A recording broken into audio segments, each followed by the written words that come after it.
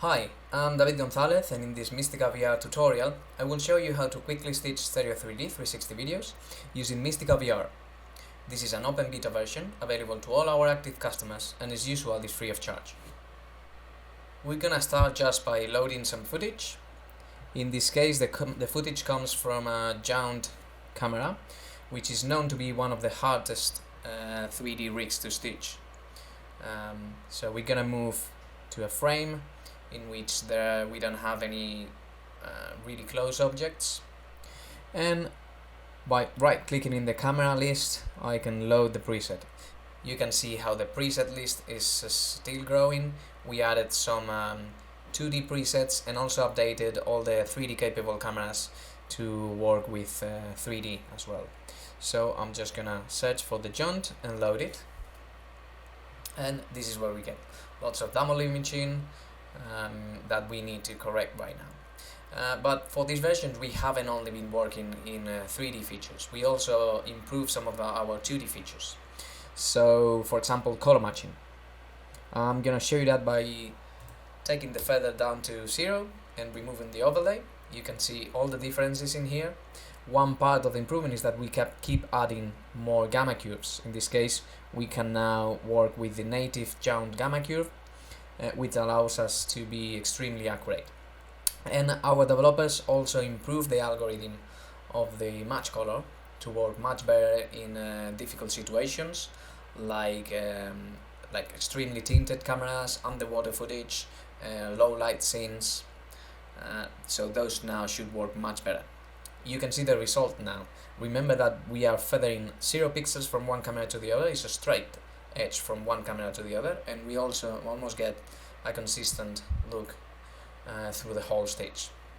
I'm gonna bring back the feather to 50, and after we've done the initial color matching we move to trying to fix all the alignment.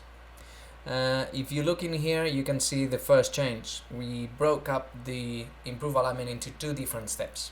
Our developers found out after analyzing many different rigs from many different manufacturers that the biggest error is usually found in the offset in between the center of the lens and the center of the CCD, and this is what we're gonna try to fix in here. Just click on it and we should see how all that double imaging gets reduced to a minimum. So that already looks better. If you want to make sure that the improved offset tool has done its best, you can click it again and you should see almost no change. Whenever you don't see any change when you click on the improve offset tool, you're good to go to the next tool, which will be the improve angles. So in this case this tool populates the yaw, pitch, roll parameters in each individual camera to try to minimize the parallax issues on the shot. Remember that these 2 tools are based on the scene that we're seeing right now. So if you own a rig, it will be a good idea to get a simple scene, calibrate your camera, and then use that preset for future shooting. We saw how the lamppost got much closer, and after doing those 2 steps we can activate optical flow. I haven't shown you any 3D view yet, but we can choose our 3D view here in this drop down. I can see no stereo, I can see the left eye only, the right eye only, an anaglyph view, and also a black and white and anaglyph, which is good for aligning.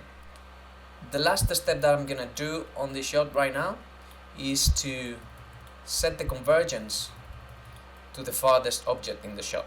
You can see how that has some parallax. I'm gonna use the jaw balance to put the convergence point of the stereo, not the convergence of the rig, which still remains in here, just the convergence of the stereo, into that point. The last step will be to go to File and render our shot.